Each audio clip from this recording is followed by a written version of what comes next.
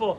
sulla situazione delle carceri è stato detto di tutto, spesso notizie completamente infondate, e permettetemi di ricordare che questa settimana il governo ha approvato un decreto legge che stabilisce che su tutte le istanze di scarcerazioni che riguardano mafiosi e detenuti in alta sicurezza, il governo dà una risposta importantissima, perché stabilisce che deve esserci un parere obbligatorio dell'antimafia, sia a livello di direzione nazionale, sia a livello di direzioni distrettuali antimafia. Queste sono risposte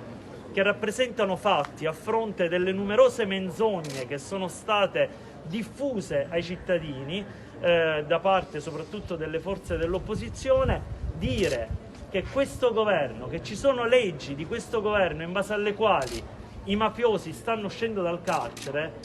è semplicemente falso. Il decreto Cura Italia, che viene spesso citato da due forze di opposizione in particolare, è un decreto che esclude nero su bianco che possa esserci un accesso alla detenzione domiciliare dai detenuti che sono condannati per reati di mafia o anche altri reati gravi. Quindi noi lo abbiamo escluso per legge. Mentire su questi fatti, mentire sulla lotta alla mafia è un fatto che è già grave di per sé, perché parliamo quando parliamo di lotta alla mafia parliamo della difesa della democrazia del nostro paese, questo non ce lo dobbiamo dimenticare mai. Ora che si approfitti di un momento di emergenza in cui i cittadini giustamente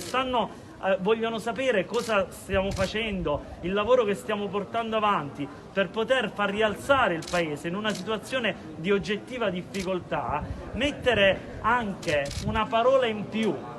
sbagliata, falsa, diffondere una notizia che dice che il governo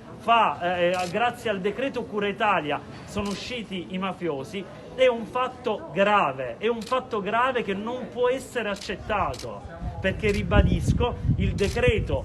Cura Italia esclude che ci possano essere condannati per mafia, per altri gravi reati che possano accedere alla detenzione domiciliare. Dopodiché abbiamo fatto anche un decreto legge, proprio il decreto legge dà l'idea della reazione immediata di fronte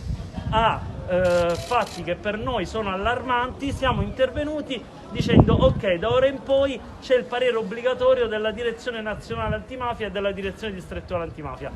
E vi dico anche un'altra cosa, perché c'è un fatto che va detto riguardo all'attività del Ministro della Giustizia, che chiaramente deve rispettare l'autonomia e l'indipendenza della magistratura. Questo è un principio della Costituzione che è giustamente inderogabile.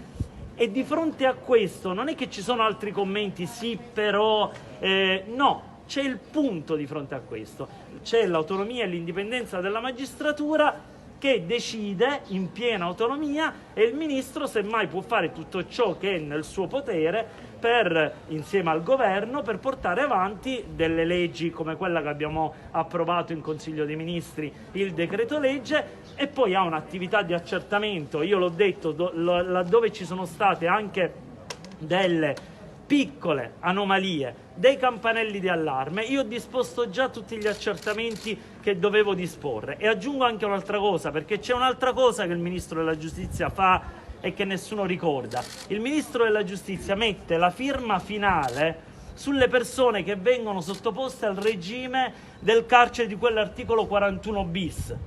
Cioè la firma finale viene messa dal Ministro della Giustizia, che è il motivo per cui il Ministro sta poi sotto il più alto livello, uno dei motivi per cui sta sotto il più alto livello di scorta. Da quando sono Ministro della Giustizia, per darvi un'idea, io ho firmato tra nuove applicazioni, cioè persone che non c'erano al 41 bis e che ci sono andate, e proroghe, cioè persone che già c'erano, io ho firmato perché ci rimanessero, circa 686 provvedimenti per 41 bis. Quindi, quando si parla dell'operato del Ministro, si parla semplicemente, non dicendo altro, commentando, ma semplicemente riportando i fatti oggettivi.